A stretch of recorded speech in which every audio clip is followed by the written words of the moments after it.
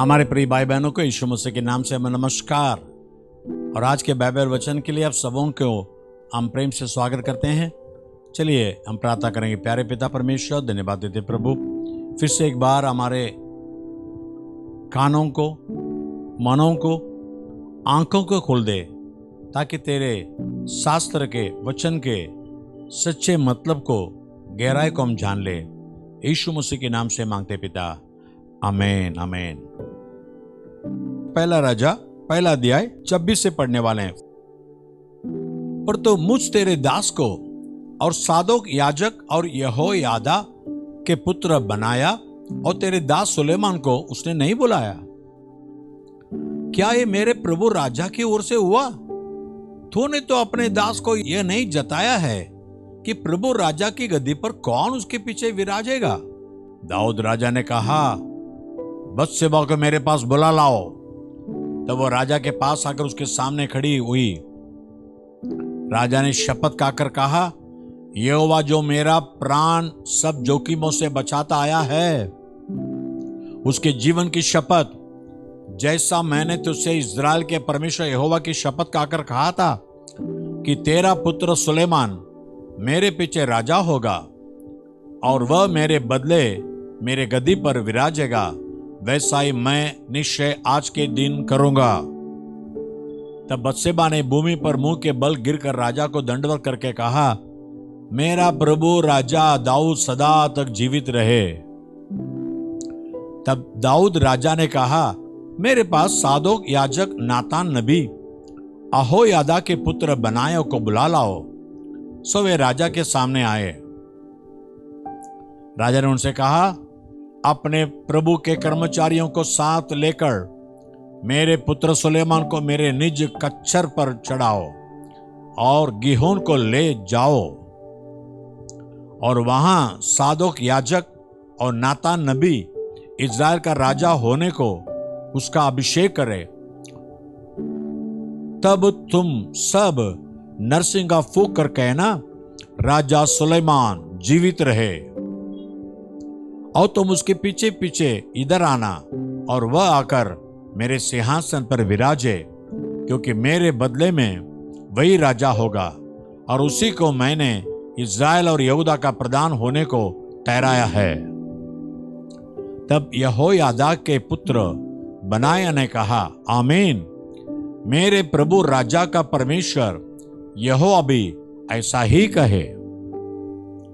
जिस रीति यहोवा मेरे प्रभु राजा के संग रहा, उसी रीति वह सुलेमान के भी संग रहे और उसका राज्य मेरे प्रभु दाऊद राजा के राज्य से भी अधिक बढ़ाए।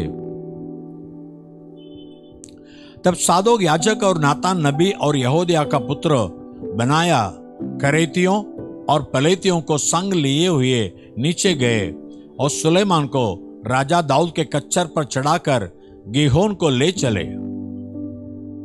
तब सादोक याजक ने यहोवा के तंबू में से तेल भरा हुआ सींग निकाला और सुलेमान का राज्याभिषेक किया और वे नरसिंगे फूंकने लगे और सब लोग बोल उठे, राजा सुलेमान जीवित रहे। तब सब लोग उसके पीछे पीछे बांसुरी बजाते और इतना बड़ा आनंद करते हुए ऊपर गए कि उनकी ध्वनि से पृथ्वी ढोल उठी। जब अदोनिया और उसके सब नेवतहरी का चुके थे, तब यह ध्वनि उनको सुनाई पड़ी और योआब ने नरसिंगा के शब्द सुनकर पूछा, नगर में हलचल और चिल्लाहट का शब्द क्यों हो रहा है? वह यह कहता ही था कि एब्यातार याजक का पुत्र योनातान आया और अदोनिया ने उससे कहा, भीतर आ, तू तो भला मनुष्य है और भला समाचार भी लाया होगा। योनातान ने अदोनिया से कहा, सचमुच हमारे प्रभु राजा दाऊद ने सुलेमान को राजा बना दिया।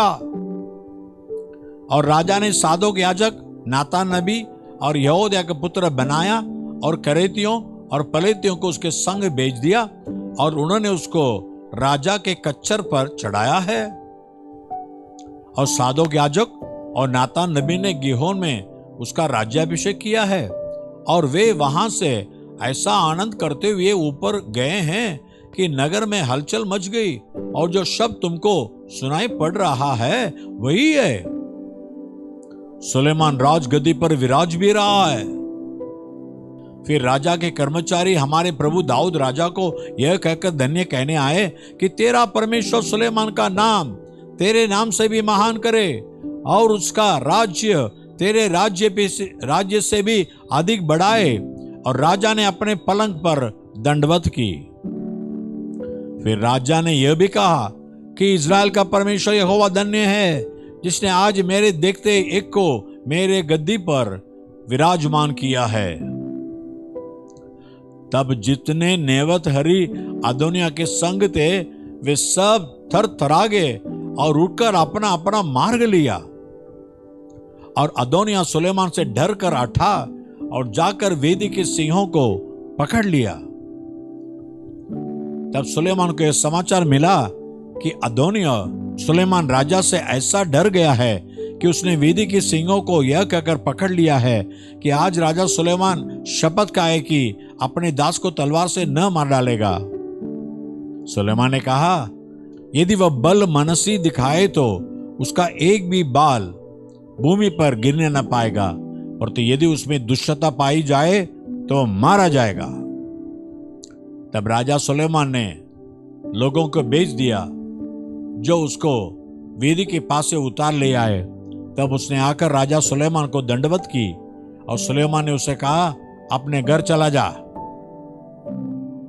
आज तीसरा योना पहला अध्याय पढ़ने वाले हैं।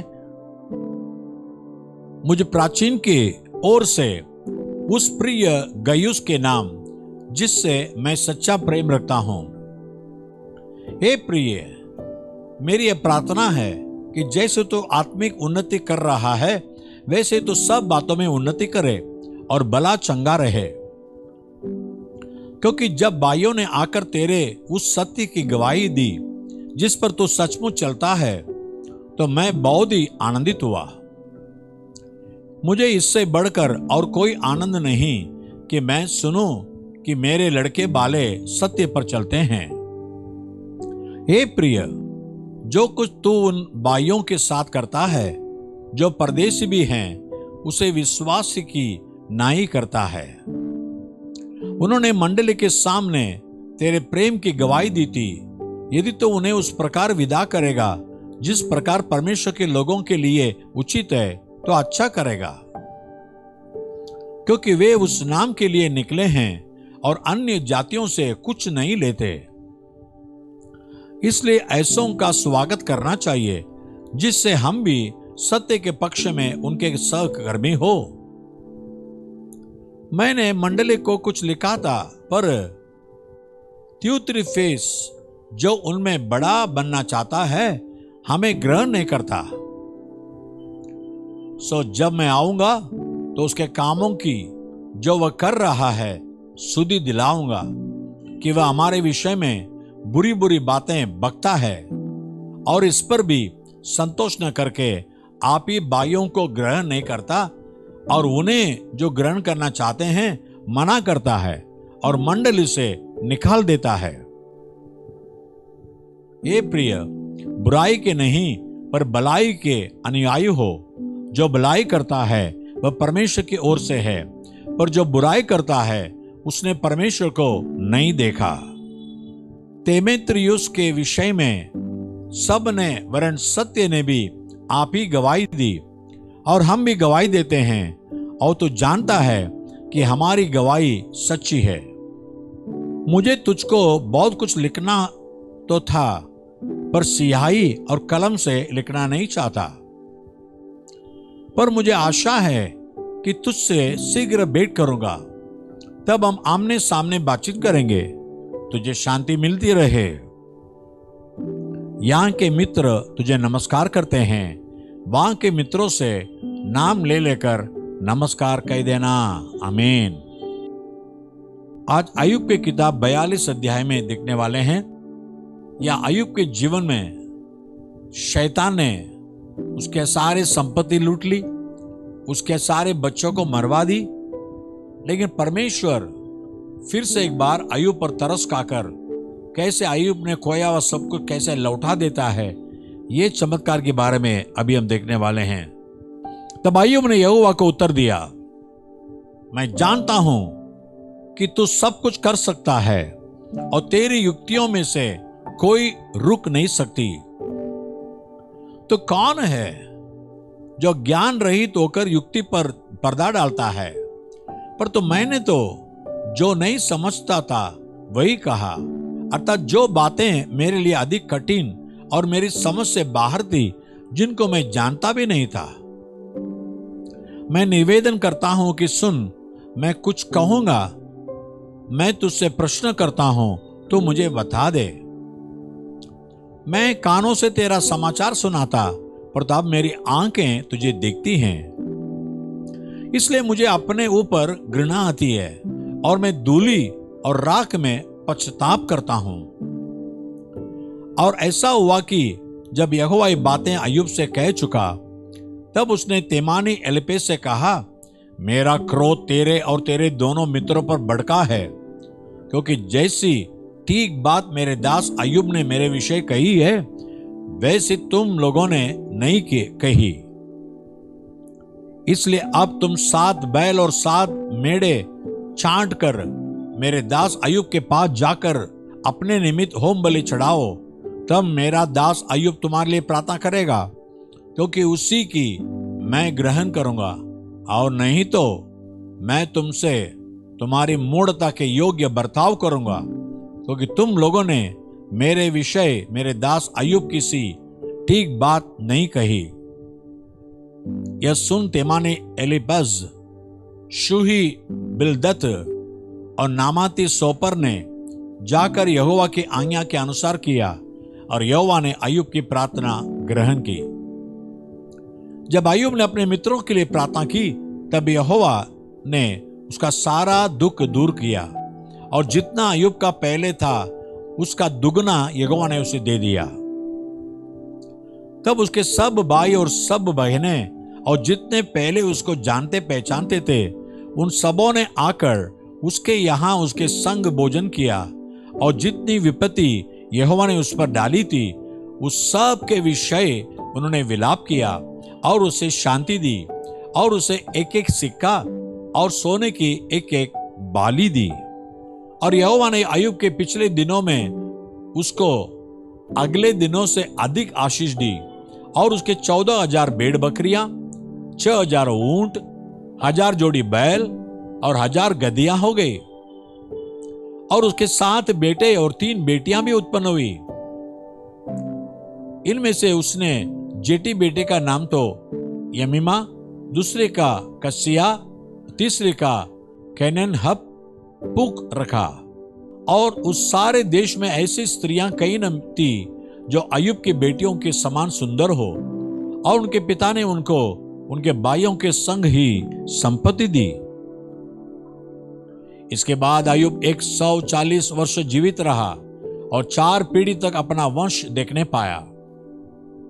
निदान अय्यूब वृद्धावस्था में दीर्घायु होकर मर गया। आमीन। प्रार्थना करेंगे। प्यारे पिता परमेश्वर, आज भी तेरे सन्निधान में ठहर कर अय्यूब के समान जो लोग कर्रा रहे हैं, प्रभु शैतान ने सब कुछ लूट लिया, और मेरे खुद के लोगों ने हमसे बैर कर कर हम निंदा करते हैं। ऐसे लोगों की दुआएं सुन, अय्यूब की दुआएं सुनकर उसके सारे दुख को बदल दिया। जो खोया सब कुछ दुगना मिल गया, वैसे अपने बच्चों की जीवन में कर दे प्रभु। उसके आंसू को पहुंच डाल, उनकी बीमारी को हटा दे, जो भी खोया है दुगना आशीष मिलने दे। यीशु मसीह के नाम से मांगते पिता, आमीन आमीन। God bless you. परमेश्वर आपको आशीष करे। आमीन।